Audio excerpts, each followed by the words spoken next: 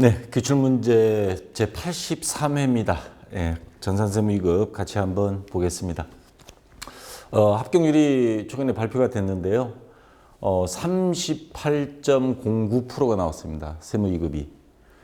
예전에 비교하면 지난번 82회가 33.9%, 대략 34% 잡았을 때 한 4% 정도 쉬었고요. 그 다음 39, 46, 34, 19. 요때는 아주 지옥이었죠. 대체적으로 봤을 때 평균 정도보다 약간 쉬운 그 정도 나왔습니다. 오히려 1급보다도 합격률이 높았어요. 전산회계 1급보다. 이번에 1급 보신 분들이 조금 애먹은 것 같아요. 자, 나왔고요. 이론 시험부터 같이 한번 해보겠습니다. 1번. 다음은 재고자산에 대한 설명이다. 옳지 않은 것. 자, 재고자산이 매입 원가는 매입 금액의 매입운임, 하용료 및 보험료 등 취득 과정에서 정상적으로 발생한 부대 원가, 재비용이라고 그러죠. 이거를 전부 다 더하는 게 원칙이죠. 모든 자산이 다 이렇습니다. 단기 매매 증권을 빼고. 그 다음에 후입 선출법에 의해 원가 배분을 할 경우, 후입 선출법이 뭐예요? 후입, 나중에 들어온 걸 먼저 판매하는 방식입니다. 일반적인 우리 마트에 가면 선입선출이죠. 먼저 들어온 걸 먼저 팔아야 됩니다. 왜? 유통기한이 지나버리니까. 근데 후입선출법은 정반대로 가는 겁니다.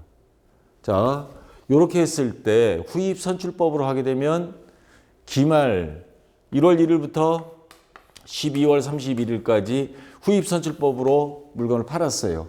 그러면 12월 31일 결산 시에 남는 거는 뭐가 남겠어요? 제일 앞에 게 남겠죠. 왜? 나중에 들어온 걸 먼저 팔아버렸으니까. 그래서 재고자산은 가장 최초에 사온 것. 자, 기말재고는 최근에 구입한 상품이 원가로 구성된다. 이게 지금 반대로 이야기한 거죠. 이건 선입선출법입니다. 선입선출법. 자, 그래서 2번이 옳지 않은 것 일단 정답은 나왔고요. 그 다음에 선적지 인도 조건. 이거 무슨 말이에요? 우리가 미국으로 수출한다. 그러면 선적지가 어디예요? 한국에서 물건을 뭐 인천항이나 부산항에서 실겠죠. 선적지에서 배에 실기만 하면 인도된 걸로 그 다음부터 우리는 몰라. 라고 하는 게 선적지 인도 조건입니다. 판매한 운송 중인 상품. 이건 누구 거예요? 소유권이 이미 넘어가 버렸죠. 우리는 배에 실어버리면. 도착지 인도 조건 하면 이거는 판매한 사람 책임입니다. 판매한 사람의 재고자산이에요. 판매자의 재고자산이 아니다. 맞죠? 사가는 사람의 재고자산입니다. 선적지 인도 조건이니까.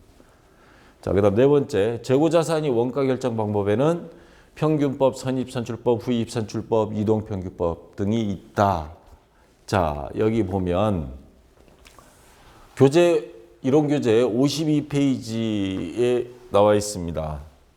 자, 재고자산이 수량을 결정하는 건 두 가지예요. 계속기록법, 실질재고조사법. 자, 재고자산이 몇 개 안 돼요. 그럼 매일 재고 파악하는 거고요. 대형마트는 매일 재고 파악이 안 되죠. 그래서 한 달에 한 번 또는 1년에 한 번 파악하는 거 실질재고조사법입니다.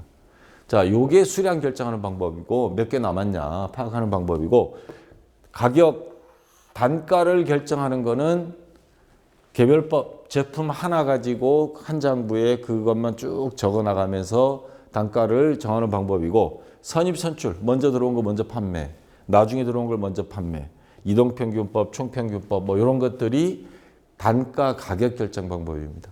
자, 이 시험에 자주 나옵니다. 수량 결정, 단가 결정, 가격 결정 헷갈릴 수가 있어서 자, 가격 결정 방법은 53페이지 참고하시면 되고 자, 다시 문제로 가서 원가 결정 방법에는 가격 결정 방법에는 평균, 선입, 후입 등이 있다. 맞는 말이죠. 자, 그래서 정답은 2번. 자, 선입선출법에 대한 설명을 집어넣은 겁니다. 그래서 2번이 정답이 되고요. 자, 그다음 2번 문제는 고맙습니다 하고 넙죽 받아 먹을 수 있는 아주 쉬운 문제가 나왔습니다. 다음 중 부채의 유동성. 다시 말해서 유동부채냐 비유동부채냐에 따른 분류가 다른 것. 자, 선수금 이거 유동부채예요. 계약금 먼저 받은 거 갚아야 되죠. 물건 보내줘야 됩니다. 사채, 퇴직금의 충당부채, 장기차입금 다 비유동부채입니다. 그래서 스파이를 찾아낸 겁니다. 얘가 엑스맨이에요. 자, 이런 거 혹시나 시험 보러 가서 긴장되면 비유동 부채, 개정과목 및 조교등 빨리 들어가서 보세요. 보니까 사채 있죠? 장기차입금 있죠? 퇴직급여 충당 부채 있습니다. 자, 비유동 부채 딱 눈에 띄죠. 그래서 이런 거는 거저먹기 문제 고맙습니다 하고 그냥 받아 먹으면 돼요. 자, 3번. 결산 시 다음 사항이 누락된 것을 발견하였다. 누락사항을 반영할 경우 단기 순이익이 증감액은 얼마인가? 자, 봅시다. 누락된 거. 단기 발생 미지급 자동차 보험료. 지금 결산시입니다. 12월 31일이에요. 31일 미지급 자동차 보험료. 보험료는 비용이죠. 비용인데 아직 안 줬어요. 그러니까 비용을 예상하는 겁니다. 수익 비용 위험비 예상해서 예상 해당이 되고 비용이 예상이 되는 거죠. 차변에 보험료라고 적어요. 비용이 발생 7,000원. 그리고 대변에는 미지급 비용이 되죠. 자, 요거는 부채의 증가가 됩니다. 그 다음에 요 밑에 외상매출금이 보통예금 수령 10,000원. 외상매출금이 들어왔어요. 수금됐어요. 차변에 보통예금 10,000원. 대변에 외상매출금이 되겠죠. 10,000원. 자, 이렇게 분개해놓고 보면 얘는 자산 증가, 자산 감소예요. 단기 순이익에 영향을 안 미쳐요. 자산이 증가하고 자산이 감소했으니까 퉁치면 변동사항 없어요. 요거는 비용이 발생해요. 비용이 발생돼요. 얘는 부채가 증가해요. 그러면 비용이 늘어나면 늘어날수록 이익은 어떻게 돼요? 줄어들죠. 부채가 늘어나면 그만큼 재무상태표에서도 이익이 줄어듭니다. 자, 그래서 얼마? 7,000원 단기순이익이 감소가 됩니다. 그래서 2번이 정답이 되겠죠. 자, 됐고요. 자, 그 다음 4번 문제입니다.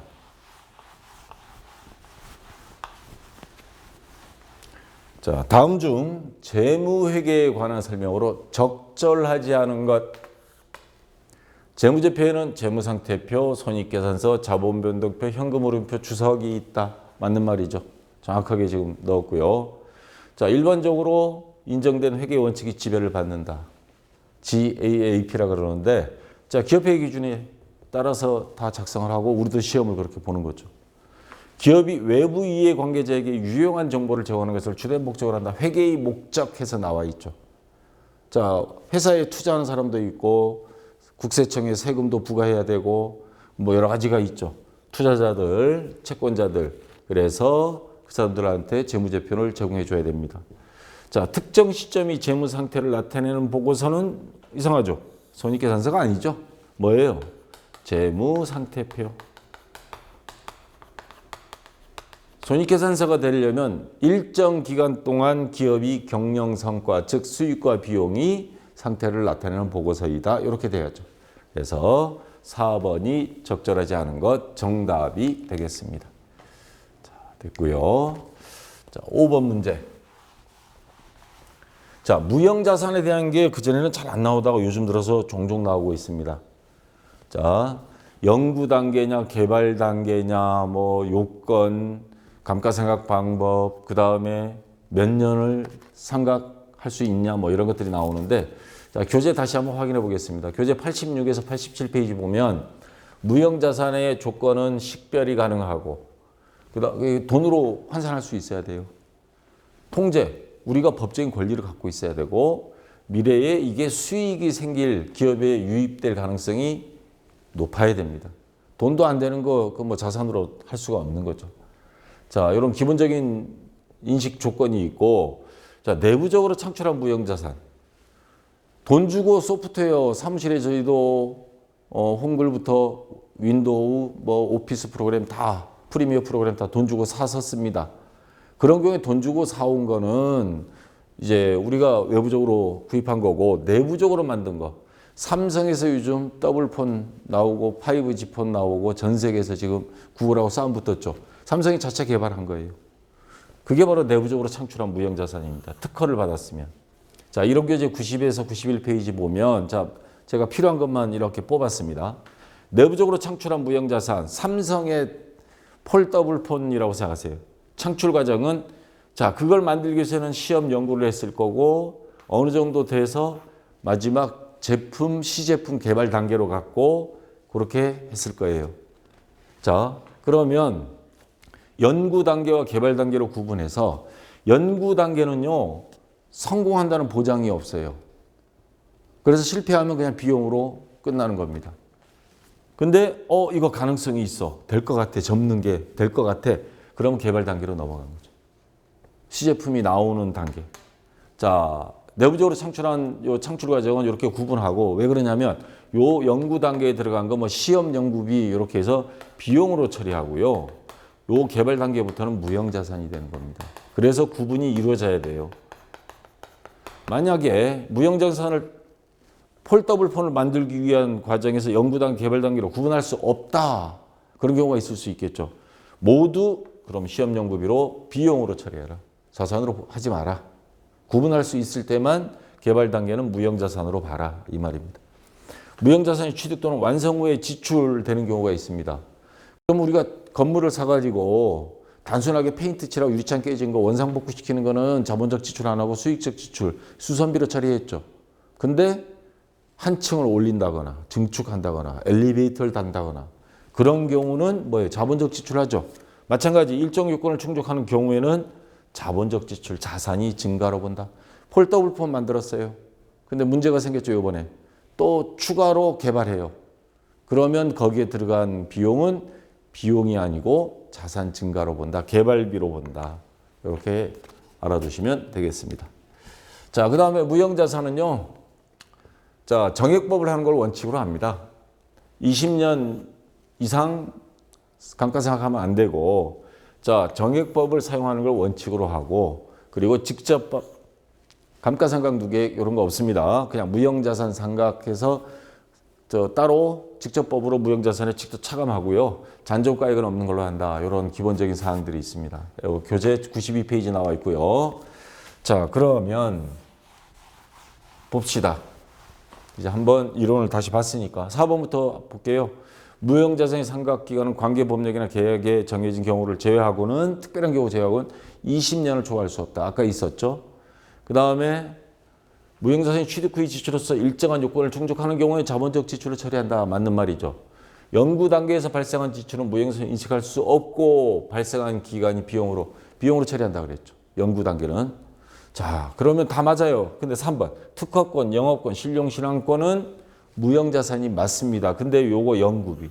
아까 연구 단계, 시험 연구비. 이거는 비용으로 처리한다 그랬죠. 무형자산에 포함되면 안 됐죠. 여기에다 함정을 파놓은 겁니다. 자, 그래서 5번에 3번이 정답이 되겠습니다. 자, 6번 문제입니다. 다음 중 자, 이제 원가회계인데 종합 원가계산에서 나타나는 특징이 아닌가. 요즘 들어서 특히 많이 나오고 있습니다. 개별 원가계산, 종합 원가계산 비교. 교재 219페이지에 있습니다. 이번 지금 문제에서 나온 거는 이걸 골라서 딱딱해서 했어요.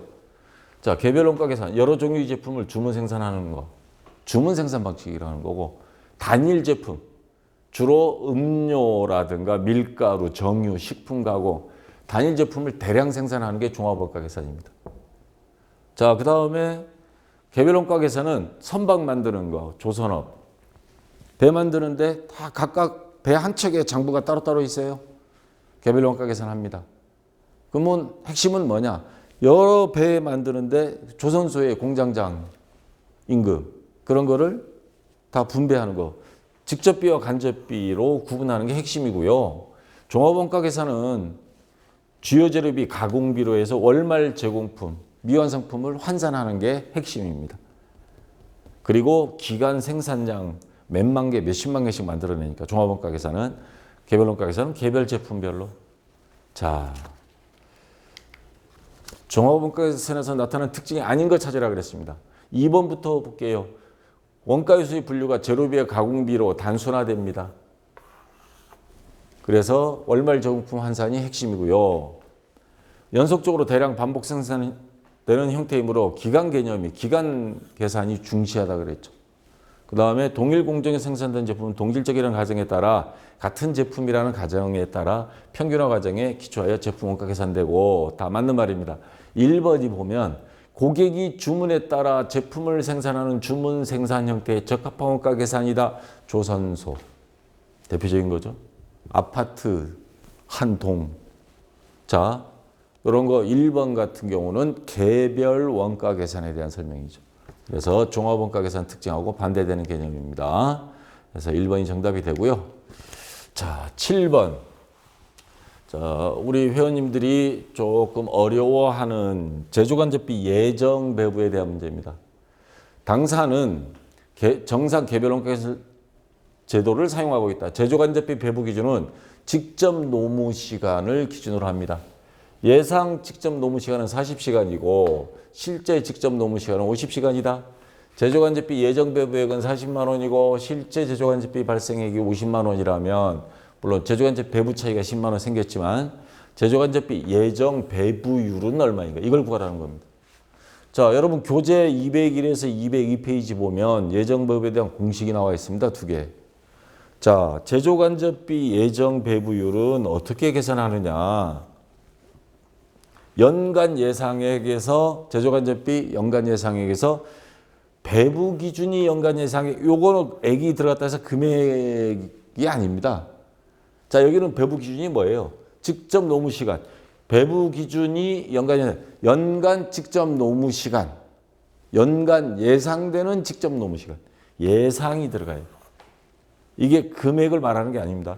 자, 1년간 제조간접비 연간 예상되는 총 금액에서 연간 배부 기준 직접 노무 시간 예상 시간을 나누면 직접 노무 시간 1시간당 제조간접비 얼마 예정 배부율이 나오는 겁니다. 그 다음 그럼 예정 배부액은 어떻게 계산하느냐? 여기 예정 배부액 40만 원 이런 경우죠. 어떻게 계산하느냐? 제품별 배부 기준이 실제 발생액. 배부 기준 뭐예요? 여기 배부 기준은 직접 노무 시간. 실제 직접 노무 시간은 50시간이다 하면 50시간이 되는 거예요. 곱하기 여기서 구한 예정 배부율을 여기다가 요거를 해주면 돼요. 그러면 제조간접비 예정 배부액이 나옵니다. 근데 지금 이 문제에서 문제가 하나 있어요. 어떤 게 있냐면 제조간접비 연간 예상액이 안 나왔어요. 예정 배부액은 이번 달이면 이번 달 예정 배부액을 말하는 거고 연간이 아니고 또 하나 연간 배부 기준 연간 뭐예요? 직접 노무 시간이 문제 없어요. 연간 노무 시간이. 그러면 요 예정 배부율을 요 공식으로는 못 구해요. 그러면 거꾸로 제조간접비 예정 배부율이 여기도 하나 있습니다. 요 얘를 X로 놔요.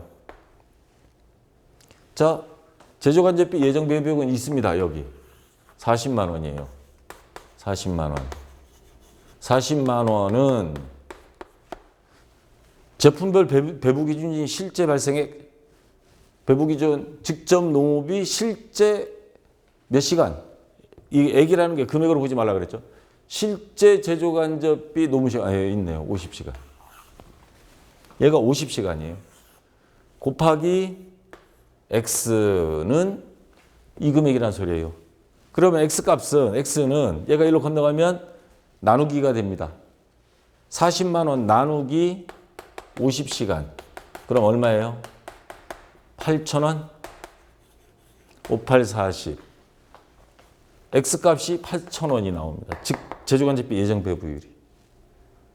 자, 그래서 직접 노무 시간당 8,000원이 예정 배부율이 나오는 겁니다. 자, 이렇게 계산하시면 돼요.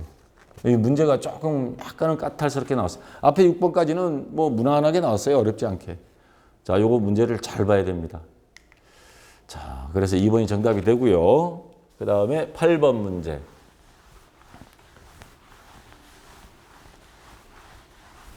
(2019년) 기간에 사용한 원재료는 100만 원이다.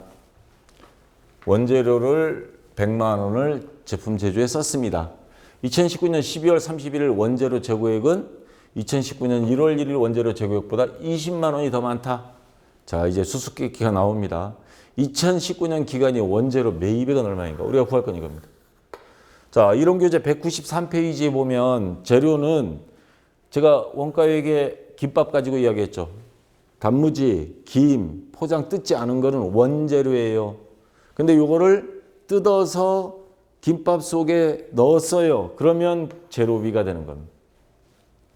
그 중에서도 직접 재료비는 제공품으로 가고 간접 재료비는 제조 간접비가 되는데, 자, 여기서 핵심은 요겁니다. 재료 지난달에 쓰다 남은 거 얼마인지 몰라요. 이걸 X로 보겠습니다. 당월 소비액 얼마예요? 당월 원재료 쓴 게 100만 원이라고 그랬습니다. 주어졌습니다. 자, 그 다음에 이번에 구할 거 2019년 기간에 원재료 매입액은 얼마인가? 자, 원재료 매입액 얘를 Y로 보겠습니다. 그 다음에 또 하나 12월 31일 원재료 재고액, 요 차월 2월액이죠. 이거는 기초 재고액, 기말 재고액. 원재료 재고액은 1월 1일, 바로 얘를 말하는 거죠. X. 원재료 재고액보다 20만 원이 더 많다. 그럼 얘 값은 차월 2월액은 X 플러스 20만 원이란 소리예요. 자, 이렇게 퀴즈를 냈습니다. 그래서 Y 값을 구하라는 거예요. 그러면 이렇게 한번 하죠. X를 제로로 봐버려요. 자, 얘는 제로. 그럼 얘는 제로. 그럼 20만 원이 돼요. 두 개 더하면 얼마예요? 합계액이 120만 원. 그럼 합계액은 똑같아야 되니까 120만 원. 그럼 Y 값은 얘가 제로니까 Y 값은 요 금액이 되는 거죠. 자, 120만 원 1번이 정답이 되는 겁니다. 자, 이렇게 계산하시면 됩니다. 자, 됐고요. 예, 9번 문제.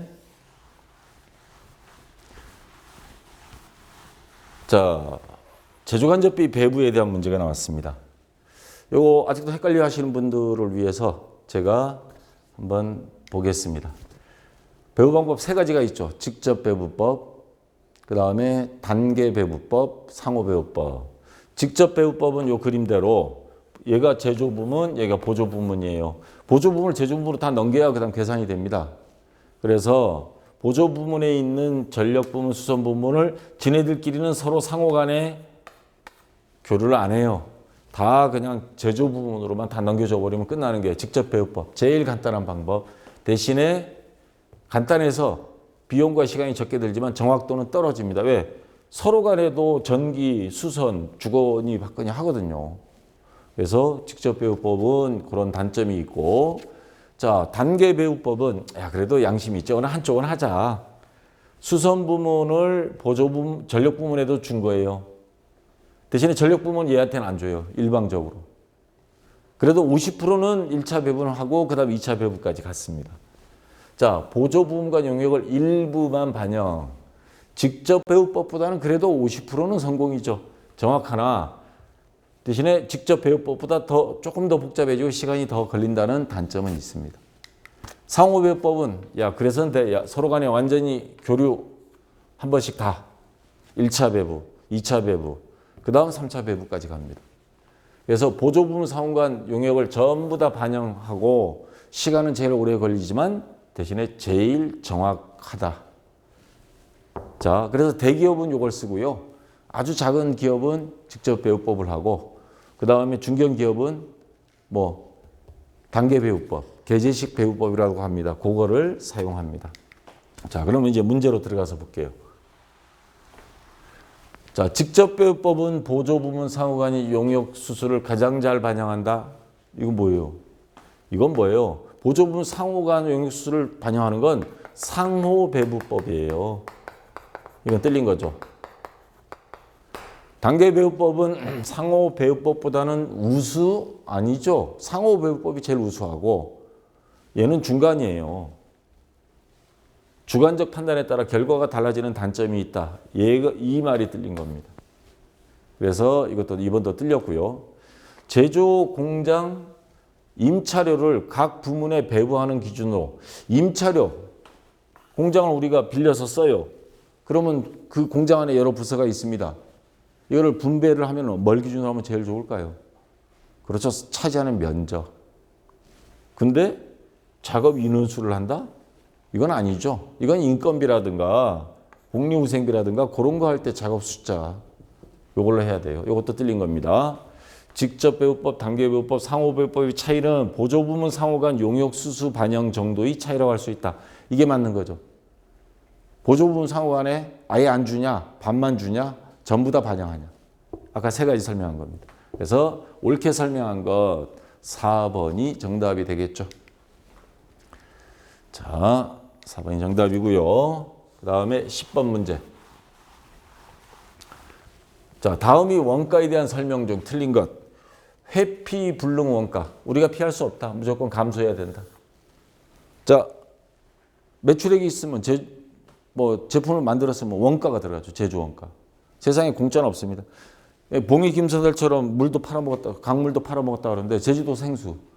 물은 그냥 파네요. 물값 누구한테 지불 안 해요.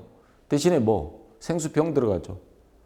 물 끌어올리는데 전기세 들어가죠. 사람 인건비 들어가죠. 회피 불능 원가입니다. 선택이나 의사결정할 때 발생을 회피할 수 없는 원가. 맞는 말이고요. 원가에 대한 적용 중에 직접 재료비와 제조간접비 합을 가공원가라 한다. 자, 여기 교재 176페이지에 보면 기본 원가, 회사에서 제조 원가 중에 기본이 뭐냐? 재료비하고 인건비라 그러는 말을 많이 하죠. 인건비, 농업비. 재료비와 직접 재료비, 직접 농업비 합친 거를 기본 원가라 그럽니다. 그 다음에 가공비다 하는 건 직접 재료비를 뺀 나머지 전부를 가공비라 그럽니다. 그래서 이 직접 농업비는 여기도 또 들어와요. 직접 농업비에 제조간접비. 물론 경비 있으면 직접 경비도 집어넣고요. 하여튼 직접 재료비만 뺀 나머지 전부. 근데 얘는 뭐라 해야 돼요? 직접 재료비와 제조간접비 합계액을 가공원가라 한다? 이건 있지도 않은 말을 합친 거예요. 이 자리에 뭐가 와야 되냐면 직접 노무비와 제조간접비 합이라고 해야 되죠. 그래서 틀린 것 2번이 일단 정답이 되겠습니다. 얘가 틀린 거예요. 직접 원가와 제조간접비 합이 제조 원가이다. 직접 원가면 직접 재료비, 직접 농업비, 직접 경비에 거기다 제조간접비까지 다 더하면 그건 제조 원가예요. 단기 총 제조 비용이라고 그러죠. 자, 맞는 말이고요. 기회비용 교재에서 이런 교재에서 제가 그림을 가지고 했죠. 피자를 먹을까? 아니면 탕수육을 먹을까? 치킨을 먹을까? 하나를 먹게 되면 하나는 포기해야 됩니다. 자, 기회비용이란 여러 대체한 중에서 어느 하나를 선택함으로써 인해 상실하게 되는 최대의 경제적 효익을 말한다. 둘 중에 하나 골랐으면 먹으면서 그에 만족해야죠. 포기할 거는 포기하고. 자, 이거 맞는 말입니다. 기회비용이라는 게. 그래서 2번이 틀린 것 정답이 되고요. 자, 11번 문제.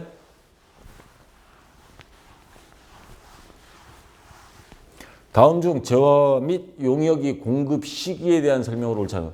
최근 들어서 이거 많이 나오고 있습니다. 이번에 전산회계 2급에도 나왔어요. 83면은. 이건 출제위원들이 조금 무리수를 한 게 아닌가. 1급에도 나오고 세무 2급도 나오고 이렇게 자주 나오는 문제입니다. 자, 요거 좀 헷갈리는 게 있어서 한번 정리를 해보겠습니다. 하나씩 한번 볼게요. 완성도 기준 지급 조건부. 이게 뭔 소리냐면, 자, 건축 설계를 맡은 용역 제공이다. 그러면 설계가 완성이 되는 단계만큼 건물 우리가 아파트 분양받을 때 처음에 계약금, 중도금 여러 번 내고 마지막에 완공됐을 때 나머지 내죠. 자, 재화 및 용역이 공급 시기에서 교재 260, 269에 있는데요. 완성도 지급 기준 장기 할부, 자동차 같은 거 24개월, 36개월 할부로 주잖아요. 그러면 이걸 언제를 판매로 보느냐? 돈 받을 때. 그 다음에 기타 조건부로 용역을 공급하거나 그 공급 단위로 구획할 수 없는 용역을 계속적으로 공급하는 경우 대가의 각 부분을 받기로 한 때, 요 때를 공급 시기, 판매한 시기로 본다 이 말이에요. 자, 그러면 이게 맞는 말이고요. 폐업 시, 자 266페이지에 보면 재화의 공급 시기에서 7번에 있습니다. 재화의 공급 의제의 경우, 자 재화가 사용 또는 소비되는 때, 괄호 폐업 시 잔존 재화는 폐업하는 때. 폐업할 때 그 물건은 폐업했기 때문에 그 다음은 계산서 발행이 안 돼요. 그러니까 폐업할 때 남아있는 재고 자산을 공급한 걸로 봅니다. 왜? 그걸 어떻게든 팔아먹을 거니까. 그래서 자 폐업 시 잔존 재화는 폐업하는 때. 그 다음에 3번. 자, 내국 물품을 외국에 반출한다. 말이 어려운데 수출을 말하는 거예요. 수출을 했다. 그러면 아까 선박에 실었을 때 선적일, 기적일, 내국 물품 국외 반출, 중개무역 방식의 수출 이렇게 합니다. 근데 이런 경우 있죠. 원양업. 해외에 가서 그걸 한국에 가져올 게 아니라 해외에 파는 거예요. 위탁 판매 수출. 자, 이거는 수출 제어의 공급 가액이 확정되는 때. 해외에서 물건 팔다 보면 왜 농수산물은 우리나라도 그렇잖아요. 농수산물 경매시장에서 뭐 물건이 많으면 가격이 떨어지고 적으면 올라가는 것처럼 금액이 확정될 때 우리나라에서 판매하는 선적일이 아닙니다. 자, 그러면 수출 제어의 공급 가격이 확정되는 때는 요 원양어음이 위탁 판매 수출에 해당이 되는 거예요. 내국 물품 외국에 반출할 때는 뭐예요? 선적일 기준입니다. 그러니까 얘가 틀렸다는 거예요. 답은 나왔습니다. 3번이 정답이 되고 뭐 위탁 가곡 무역 방식 수출 외국 인도 수출은 외국에서 해당 제어가 인도되는 때 이렇게 해서 수출인 경우에 11번 세 가지 조건이 맞춰져야 되는데 자 그래서 일단 답은 나왔고요. 다음 부동산 전세금에 대한 간주 임대료. 전세금 받으면은 계산서 발행을 안 합니다. 왜? 그냥 돈 전세금 받고 갖고 있다가 나갈 때 돌려줄 거잖아요. 대신에 그 돈을 가지고 은행에 넣어두면 이자를 챙기니까 월세 받은 것처럼 법정 이자를 계산해서 월세 받은 것처럼 간주 임대료, 부동산 임대 소득을 신고해라 하는 겁니다. 간주 임대료. 자 여기 보시면 용역이 공급 시기에서 269페이지 보면 부동산 임대 용역을 공급하는 경우에 전세금 또는 임대보증금에 대한 간주 임대료는 예정 신고 기간 또는 과세 기간이 종료일이니까 확정 신고 기간에 공급 시기로 봅니다. 그 날짜에. 돈 받은 날이 기준이 아니고 예정 신고 또는 확정 신고일에 예정 신고 기간이 종료일 또는 과세 기간 종료일에 공급 시기로 본다. 맞는 말이죠. 그래서 자, 정답은 아까 요게 잘못된 거죠. 선적일로 해야 됩니다. 3번이 틀린 것 되고요. 자, 12번 문제. 자, 다음은 부가가치세법상 영세율과 면세에 대한 설명이다. 옳지 않은 것. 자, 부가가치세 면세 대상 보면 272페이지에 국민후생 관련해서 뭐 의료보건 용역, 주택과 이에 부수되는 토지 임대 용역. 근데 우리 카페 회원님들이 제일 어려워하는 게요. 토지는 어떤 땐 되고 어떻게 한다는 거야 막 헷갈리시는 분이 있는데 여기도 보면 기타에서 토지 공급 뭐 이렇게 나왔는데 자 정리하겠습니다. 토지는 두 가지 종류가 있습니다. 크게 세법상 아파트라든가 개인주택 일반 주택에 딸린 땅이 있고 토지가 있고 그 다음에 그냥 없는 일반 주택이 아닌 공장, 상가 그냥 아니면 땅 임대해 주는 경우가 있습니다. 임대는 크게 두 가지로 봅니다. 주택과 이에 부수되는 토지 임대와 또는 그 외에 나머지 상가나 또는 그냥 땅. 자, 이런 경우에 요거는 주택에 딸린 땅, 주택을 빌려주면 그 밑에 딸린 땅도 같이 빌려주는 거니까 요거는 면세인데 상가라든가 이런 거는 안 됩니다. 과세입니다. 면세가 안 된다는 거고 자, 그 다음에 이건 임대고요. 토지 공급은 무조건 면세로 봅니다. 토지 공급은 면세. 단 임대는 과세, 임대 중에서 이걸 말하는 거죠. 아니면 그냥 토지, 건물도 없어. 임대는 과세, 무조건. 주택에 부수되는 토지를 제외한 임대는 다 과세. 근데 토지 공급은 어떠한 경우 상관없이 다 면세. 자, 요것만 확실하게 여러분들을 정리를 하고 계세요. 자, 그래서 문제에 가서 지금 제일 헷갈리는 게 이겁니다. 저하의 공급이 수출에 해당되면 우리 수출하는 건 뭐예요? 영세율 적용하죠. 맞는 말이고요. 지금 옳지 않은 거 찾으라고 했으니까 면세 사업자는 부가가치세법상 납세 의무 없습니다. 부가세 신고 안 합니다. 아예. 대신에 부가세 환급도 안 돼요. 자, 맞고요. 자, 4번부터 할게요. 토지를 매각하는 경우 매각은 몽땅 뭐라 그랬어요? 자, 면세가 맞습니다. 임대는 과세. 자, 자, 이것도 맞는 거고요. 3번. 간이과세자가 정세율을 적용받기 위해서 간이과세자 연매출액 뭐 4,800만 원인가요? 자, 이하인 경우에는 그러면 이 사람들은 수출도 못 하나? 농사 짓는 사람들 있죠. 간이과세자가 있을 수 있어요. 해외 수출할 수 있습니다. 그 사람들 그러면 해외 수출 뭐 찔끔 하는데 물론 4,800만 원 이상 하면 문제가 되겠지만 그런데 이 사람들이 너 간이과세 포기해? 그렇게 할 수는 없죠. 그럼 농수축산물 수출을 어떻게 해요? 자, 간이과세를 포기해야 한다? 아닙니다. 포기 안 해도 됩니다. 그래서 옳지 않은 것 3번이 정답이 되겠습니다. 자, 이제 세금 계산서에 대한 겁니다. 요 간혹가다 한 번씩 잊어볼만 하면 나오는데 필요적 기재사항과 임의적 기재사항이 있는데 필요적 기재사항이 아닌 것. 자, 교재에 보면 세금계산서에서 여기 공급자, 공급받는 자인데 사업자 등록번호는 반드시 있어야 돼요. 누가 보내? 다 이걸로 인식합니다. 사업자 등록번호로. 이거 필수고요. 그 다음에 부가세를 매기려면 뭐가 있어요? 금액이 있어야죠. 공급가액, 세액. 그 다음에 또 언제 했냐? 세금계산서 작성입니다. 작성. 작성 연월일. 자, 그 다음에 상호 이름. 그거는 공급받는 사람 필요 없고요. 공급하는 사람이 상호와 이름은 있어야 됩니다. 자, 요게 필요적 기재사항입니다.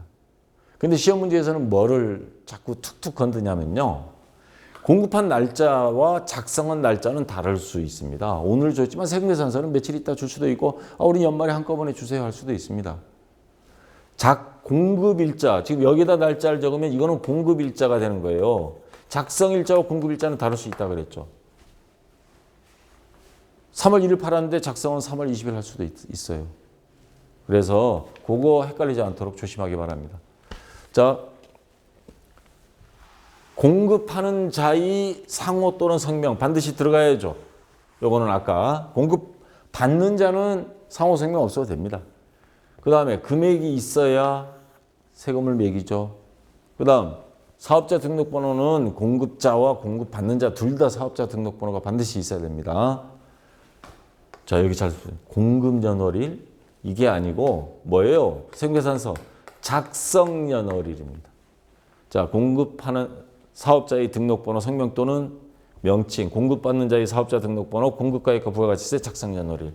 자, 288페이지에 정리되어 있습니다. 자, 그래서 4번이 필요적 기재사항이 아닙니다. 자, 이건 좀 헷갈릴 수 있는 문제예요. 자, 그 다음 14번 문제.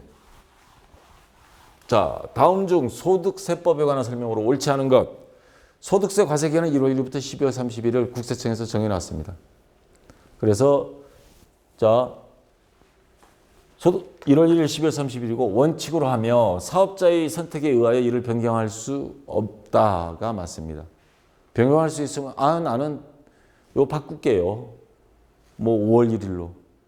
이거 국세청 그럼 일 못합니다. 자, 예외적인 사항은 있습니다. 사망했을 때. 그 세금, 재산 상속도 받아야 되잖아요. 그러면 중간 계산해서 받아줍니다.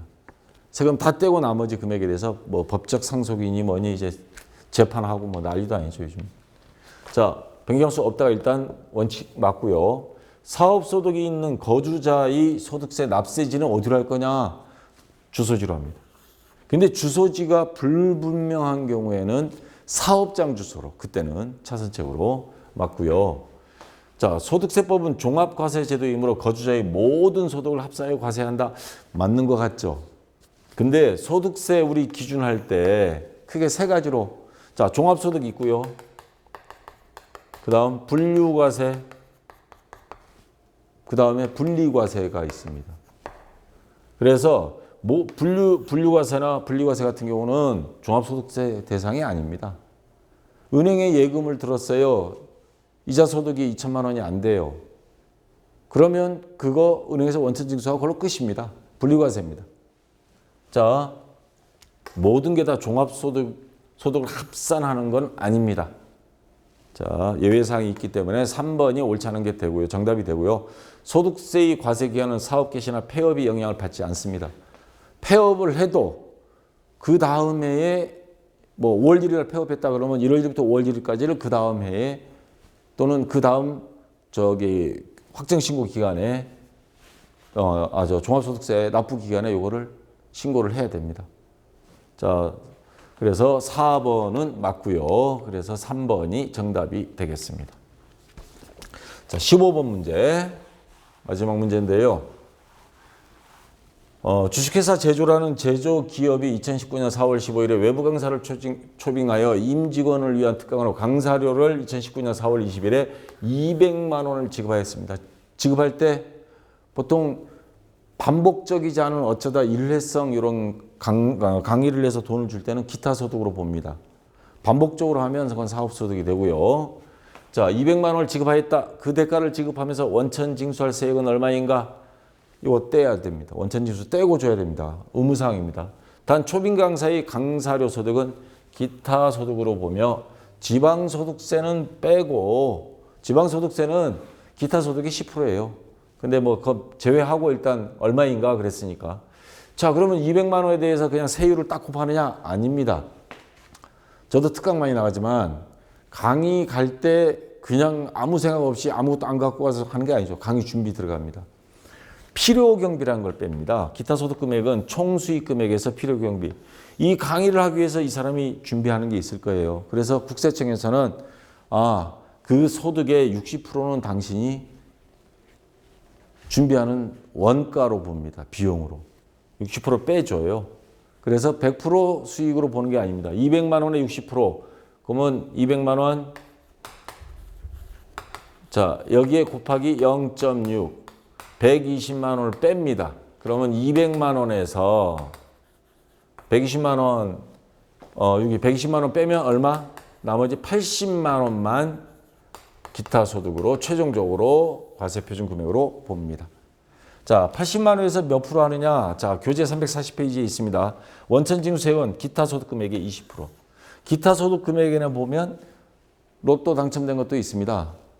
3억 원 이하일 때는 2억, 3억 원 초과일 때는 30% 떼라는 게 있습니다. 여러분 로또 되면 뭐 50억 됐다. 15억은 빼야 됩니다. 필요경비 없습니다. 로또는. 로또 뭐 사러 왔다 갔다 한 게 얼마나 뭐 고생이나 됐겠어요. 그런 건 필요경비 없고요. 자, 그러면 총 소득, 기타 소득금의 20%를 곱해줍니다. 80만 원에 곱하기 0.2. 그럼 얼마예요? 16만 원. 요거를 납부를 합니다. 3번이 원천징수 16만 원에 여기다가 16,000원을 또 소득세를 추가로 떼요. 그래서 여러분들이 회계 담당자다 하면 총 얼마 떼야 되느냐? 16만 원에 16,000원에서 17만 6천원을 빼야 됩니다. 그거 설명하고 사인하세요. 사인하고 그리고 돈 계좌로 송금해 주면 되는 겁니다. 자, 여기까지 해서 이론은 다 됐습니다. 아주 어렵거나 복잡한 문제는 83회에서는 나오진 않고요. 평범하게 나왔습니다. 자, 좀 쉬었다가 프로그램 설치하시고 실무시험 다음 시간 이어서 하도록 하겠습니다. 자, 수고했습니다.